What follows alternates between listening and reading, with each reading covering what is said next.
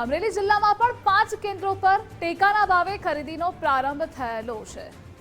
5 કેન્દ્રો ટોટલ છે જ્યાં મગફળી ખરીદીનો પ્રારંભ કરવામાં આવ્યો છે। સાવરકુંડલા ખાતે નાળિયેર વધેરીને ટેકાના ભાવનું મુહૂર્ત કરવામાં આવ્યું। ખેડૂતોએ રજીસ્ટ્રેશન કરાવ્યા હતા। એમએલએ મહેશભાઈ કસવાલાની અધ્યક્ષતામાં મગફળીની ખરીદીની શરૂઆત કરવામાં આવી। તો ટેકાના ભાવની ખરીદીના સેન્ટર પર પ્રથમ દિવસે જ વિરોધ થયો। 1 તારીખે રજીસ્ટ્રેશન કરાવેલા ખેડૂતોને ન બોલાવતા રોષ પણ જોવા મળ્યો હતો।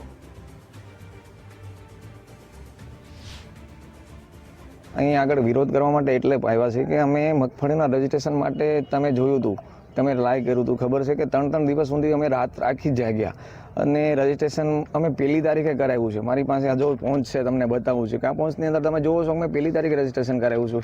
અમે ઘણા બધા ખેડૂતોએ સવારમાં 1 તારીખે બપોર 2 તારીખે સવારમાં કરાવ્યું, તો અમારો એક પણ વારો ન આવ્યો।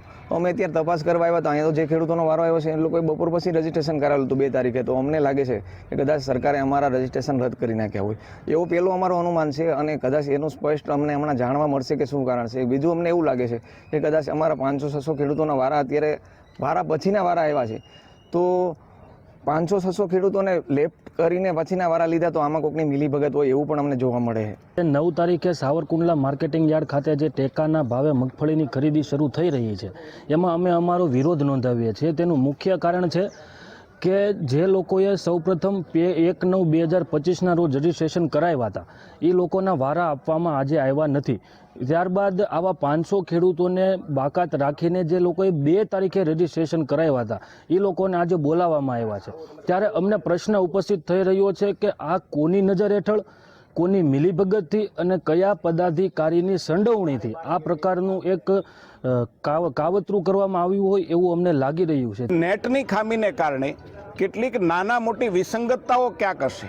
ખેડૂતોને એક દિવસ મોડો મેસેજ આપવાના ક્યાંક ને ક્યાંક આવા બનાવો બનશે, પણ એટલી વાત ચોક્કસ છે, હું સરકારના પ્રતિનિધિ નહીં પણ પ્રજાના પ્રતિનિધિ તરીકે ચોક્કસ ખેડૂતોને એશ્યોર કરું છું કે એક પણ ખેડૂત જેમણે નોંધાવેલી છે મગફળી, એનો એક પણનો વારો નહીં આવે એવું ક્યારેય બની શકશે નહીં ને એની નૈતિક જવાબદારી પણ અમારી છે।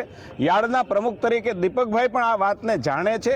કોઈ પણ ખેડૂતને જેમણે નોંધાયેલા છે એમને કોઈ પણ પ્રકારનો અન્યાય ન થાય।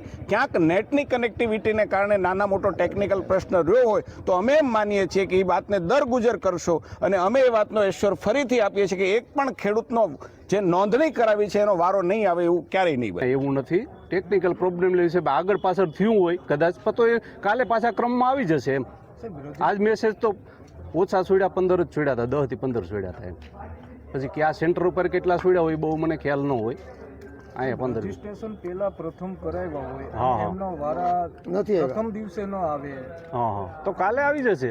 અમરેલી જિલ્લામાં આપણે જે ટેકાના ભાવે ભારત સરકારના સૂચના મુજબ મગફળી, સોયાબીન, મગ અને અડદ એમ કુલ આપણા જિલ્લામાં 92,000થી વધુ રજીસ્ટ્રેશન થયેલું હતું અને આ રજીસ્ટ્રેશનના આધારે આપણે જે ખરીદી છે આજના દિવસે અમરેલી જિલ્લામાં કુલ 5 કેન્દ્રો ઉપરથી જે કાંઈ સૂચનાઓ મળી છે અને જે કાંઈ વ્યવસ્થાઓ થઈ છે એ પ્રમાણે શરૂ કરવામાં આવેલું છે। હાલ જે છે એ એસએમએસની પ્રક્રિયાઓ જે છે એ શરૂ છે અને ખેડૂતો પોતાનો માલ લઈ આવી રહ્યા છે।